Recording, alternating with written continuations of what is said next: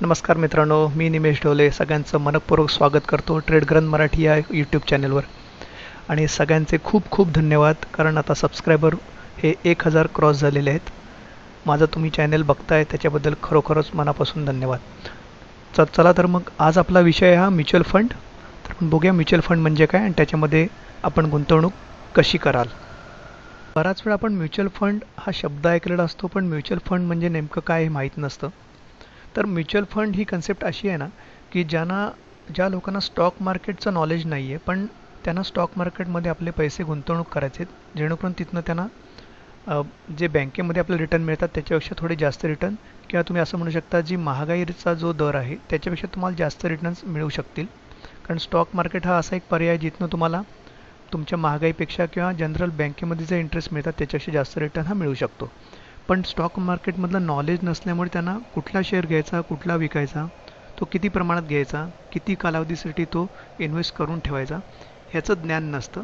तर त्याच्यासाठीच ही कन्सेप्ट पुढे आली, जिथे काय केलं जातं, जे म्युच्युअल फंड रन करणारे जे कंपनीज आहेत त्या कंपनीज प्रत्येक इन्व्हेस्टरकडनं ज्यांना इन्व्हेस्टमेंट करायची त्यांच्याकडनं पैसे गोळा करतात, आणि ते आलेले पैसे त्यांच्या नॉलेजनुसार त्यांना ज्या कंपनीमध्ये त्याचे वाढतील असं वाटतात रेट्स, त्या कंपनीमध्ये ते इन्व्हेस्ट करतात, जेणेकरून जो फायदा होतो त्या इन्व्हेस्टमेंटनंतर तो फायदा त्या इन्व्हेस्टरला त्यांच्या त्यांच्या प्रमाणात जी गुंतवणूक केली असेल त्याच्यामध्ये तो डिव्हाइड केला जातो.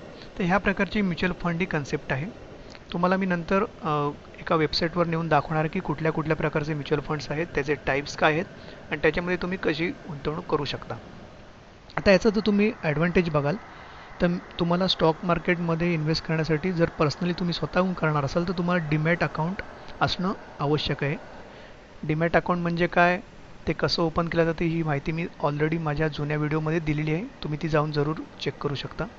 तर म्युच्युअल फंड तुम्हाला जर घ्यायचा असेल तर तिथे तुम्हाला डीमॅट अकाउंट असण्याची आवश्यकता नाही आहे. तुम्ही ब्रोकरकडे जाऊन ते तुम्ही जे KYC साठी जे आपले रेग्युलर कागदपत्रे जे लागतात ती देऊन तुम्ही म्युच्युअल फंड हा खरेदी करू शकता.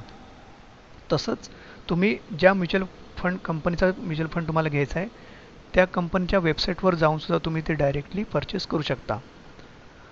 आणि जसं सांगितलं, दुसरा याचा ॲडव्हान्टेज म्हणजे तुम्हाला स्टॉक मार्केटमधलं डायरेक्ट नॉलेज जरी नसेल तरी तुम्ही म्युच्युअल फंड खरेदी करू शकता. कारण म्युच्युअल फंडचा कन्सेप्टच अशासाठी आलेला आहे की ज्या लोकांना नॉलेज नाही ती लोक आपले पैसे दुसऱ्यांना देऊन, जो मॅनेजर ज्याला चांगलं त्याच्यामध्ये नॉलेज आहे ते गुंतवून तुम्हाला फायदा याचे मिळवून देणार आहेत.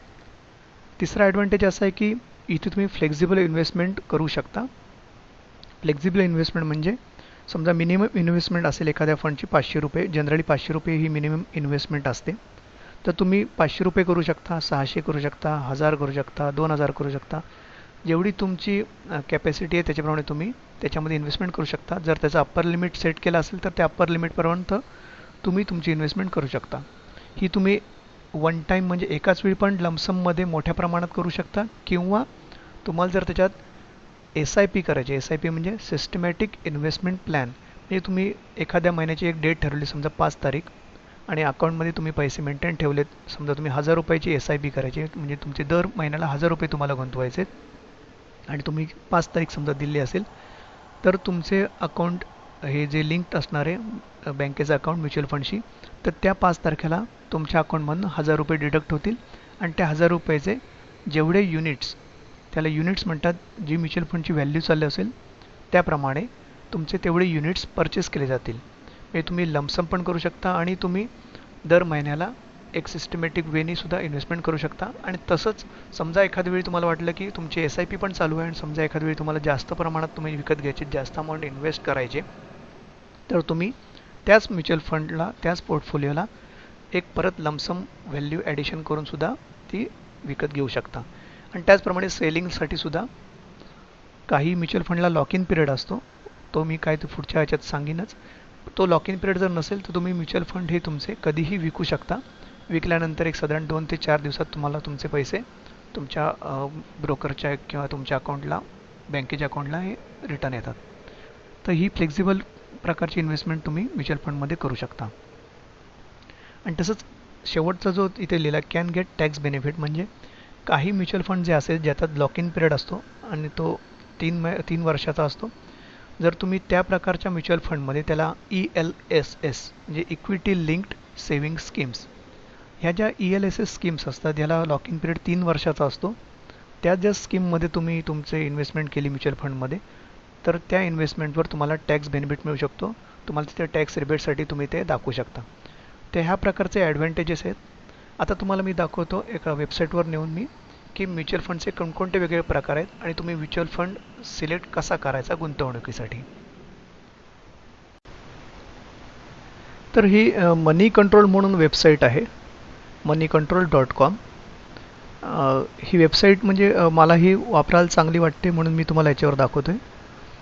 तर इथे तुम्ही मनी कंट्रोलला जर इथे म्युच्युअल फंडमध्ये गेलात होममध्ये, तर ही पेज ओपन होईल. आता इथे तुम्ही सुरुवातीला बघताय की परफॉर्मन्स ट्रॅकर, ह्यावर क्लिक केल्यानंतर ही विंडो ओपन होते. तर इथे तुम्ही त्याचे टाईप्स बघू शकता.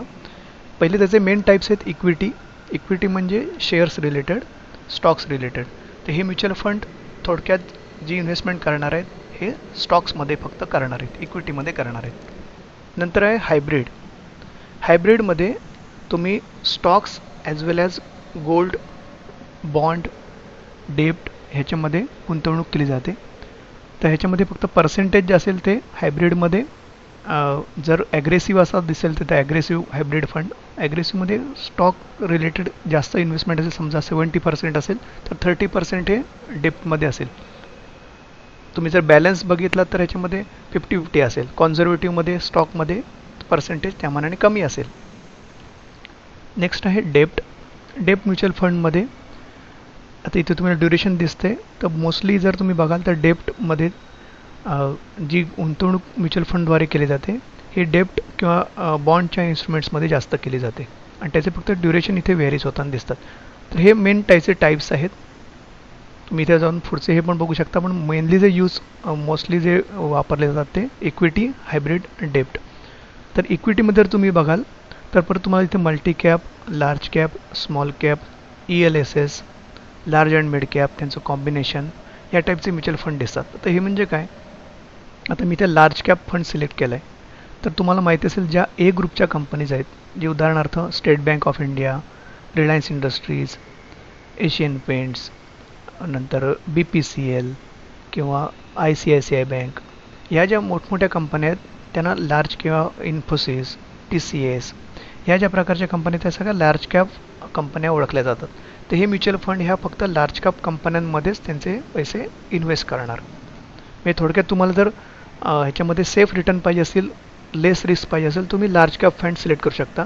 त्याचे इथे त्यांनी मिनिंग्स पण इथे खालती दिलेले आहेत, ते तुम्ही वाचून त्याच्यात बघू शकता. अजून मल्टी कॅपमध्ये कॉम्बिनेशन असणार आहे, जे काही स्टॉक्स अवेलेबल आहेत त्यांचं कॉम्बिनेशन असणार आहे. मिड कॅपमध्ये ज्या मिड कॅप साईजच्या कंपन्या आहेत त्याच्यामध्ये इन्व्हेस्टमेंट केली जाईल.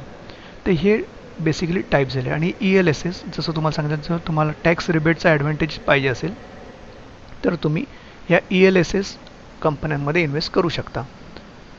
आधी तुम्ही जेव्हा इथे क्लिक करणार त्या रिलेटेड जे काही फंड्स असतील ते तुम्हाला इथे खालती शो केले जातील. इथे बघा दाखवलं ELSS. आणि इथे तुम्ही बघाल तर याचे क्रिसिल ही जी कंपनी आहे ही रँकिंग करते. तर त्यांनी ह्यानं किती रँक्स दिलेले आहेत, किती स्टार दिलेले आहेत ते तुम्हाला इथे दिसतात. 3 स्टार आहे, 5 स्टार आहे. इथे उजव्या साईडला त्यांचा 1 वीकचा रिटर्न, 1 महिन्याचा रिटर्न, 3 महिन्याचा रिटर्न्स, 1 वर्षाचा, 2 वर्षाचा, अप टू 5 इयर्स त्याने रिटर्न इथे दाखवलेले आहेत. तर या प्रकारे तुम्ही इथे जाऊन चेक करू शकता. तर हे त्याचे टाईप्स झाले. आता जर तुम्हाला इन्व्हेस्टमेंट करायचे आहे, तुम्हाला म्युच्युअल फंड्स एखादा सिलेक्ट करायचा आहे तर कसं करणार, तर इथे टॉप रँक्ड फंड्स म्हणून आहे त्याच्यावर क्लिक करा. त्याच्यानंतर इथे एक लिस्ट येईल ज्याच्यामध्ये रँकिंगद्वारे आता इथे तुम्हाला बघता इथं सिलेक्ट रँक. तर हे 5 स्टार आत्ता सिलेक्ट केलेलं आहे, इक्विटी रिलेटेड म्युच्युअल फंड. तर तुम्ही जे दाखवणार इथे 5 स्टार जे पहिले चांगले आहेत आत्ताच्या जे परफॉर्मन्स त्याच्याप्रमाणे, आणि जे क्रिसिलने रँकिंग दिले त्याच्याप्रमाणे. तर इथे तुम्हाला हे सगळे फंड्स दिसतील.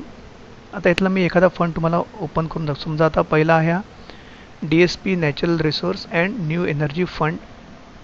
आता त्याचे इथे डिटेल्स पण दिलेले आहेत. 5 वर्षाचं रिटर्न बघाल तर 20% आहे ॲन्युअल रिटर्न, त्याला CAGR असं म्हणतात.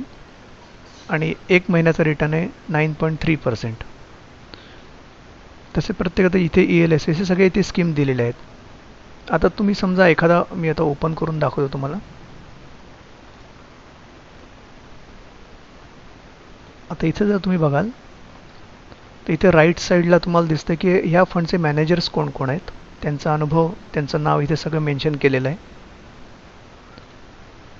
इथे रिस्क बघाल तर व्हेरी हाय रिस्क. कारण काय हाय रिस्क? कारण हे जे हा जो म्युच्युअल फंड आहे तो फक्त नॅचरल रिसोर्सेस आणि एनर्जी रिलेटेड कंपन्यांमध्येच इन्व्हेस्ट करणार आहे.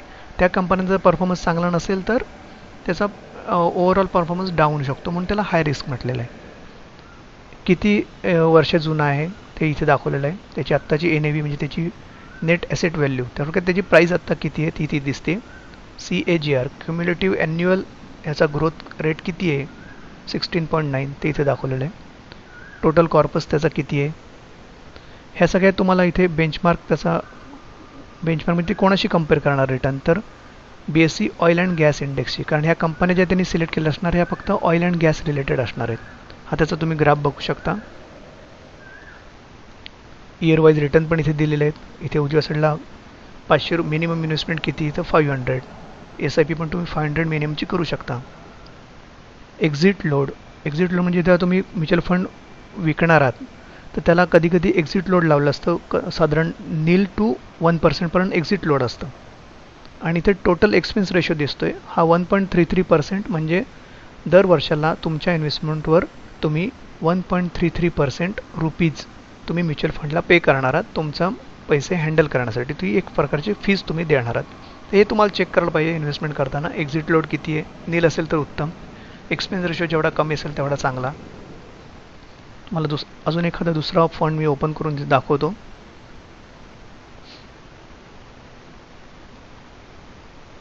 लार्ज कॅप फंड मध्ये आपण ॲक्सिस ब्लू चिप फंड आहे तो बघूया. याच्यामध्ये तुम्हाला बघता येईल की त्या कंपन्या कुठल्या प्रकार या म्युच्युअल फंड्स कुठल्या प्रकारच्या कंपन्यांमध्ये इन्व्हेस्ट करतायत ते पण तुम्हाला ते दिसून येईल. हे त्याचं ग्राफ आहे. ॲन्युअलाइज रिटर्न, मंथ वाईज रिटर्न सगळे दिलेले आहेत इथे. आता हा त्याचा पोर्टफोलिओ आहे. आता ह्या ॲक्सिस ब्लू चिप फंडनी कुठल्या कुठल्या कंपन्यांमध्ये इन्व्हेस्ट केलं आहे, तर HDFC बँकमध्ये इन्व्हेस्ट केलं आहे. किती इन्व्हेस्ट केलं आहे की त्याच्या होल्डिंग्समध्ये अराउंड 10% त्यांनी HDFC बँक हे शेअर्स विकत घेतलेत. नंतर बजाज फायनान्स घेतलेत, इन्फोसिस घेतलेत. आता तुम्ही लार्ज कॅप फंड जेव्हा सिलेक्ट करणार त्या ज्या सगळ्या कंपन्या तुम्हाला दिसतात त्या लार्ज कॅपमधल्याच असणार आहेत. फक्त त्यांचं पर्सेंटेज इथे त्यांचं होल्डिंग पर्सेंटेज हे व्हॅरी असणार आहे. आता हे मॅनेजर डिसाईड करतो की कुठल्या कंपनीचे शेअर किती प्रमाणात घ्यायचे, कारण त्याचे जे रिटर्न्स आहेत ते ह्याच्यावर अवलंबून असणार आहेत. आता तुम्हाला इथे दिसतंय किती पर्सेंटेजमध्ये त्यांनी इन्व्हेस्टमेंट्स केलेले आहेत. जनरली लार्ज कॅप फंडचे जे बेंचमार्क आहे तो निफ्टी रिलेटेड आहे, कारण निफ्टीमध्ये सुद्धा लार्ज कॅप कंपन्या आहेत ज्या A ग्रुपच्या आहेत. जर निफ्टीप्रमाणे हा फंड परफॉर्म करत असेल किंवा त्याच्यापेक्षा चांगला परफॉर्मन्स दिसेल तर वेल अँड गुड, तो फंड चांगला आहे असं पण म्हणू शकतो. तर ही तुम्हाला आता मी माहिती दिली म्युच्युअल फंडमध्ये कसं इन्व्हेस्ट करायचे, म्युच्युअल फंडचे टाईप काय आहेत. जर तुम्हाला काही शंका असेल याच्या रिलेटेड तुम्ही मला नक्कीच विचारू शकता कॉमेंट बॉक्समध्ये. तुम्ही कॉमेंट देऊ शकता तिथे. व्हिडिओ आवडला असेल तर जरूर लाईक करा. मी पुढचा व्हिडिओ हा ETF रिलेटेड घेऊन येणार आहे. तो ETF म्हणजे काय, एक्सचेंज ट्रेडेड फंड, ते काय असतात ह्याचा मी तुम्हाला त्या व्हिडिओमध्ये एक्सप्लेन करायचा प्रयत्न करीन. So thank you. तुम्ही व्हिडिओ बघितल्याबद्दल धन्यवाद.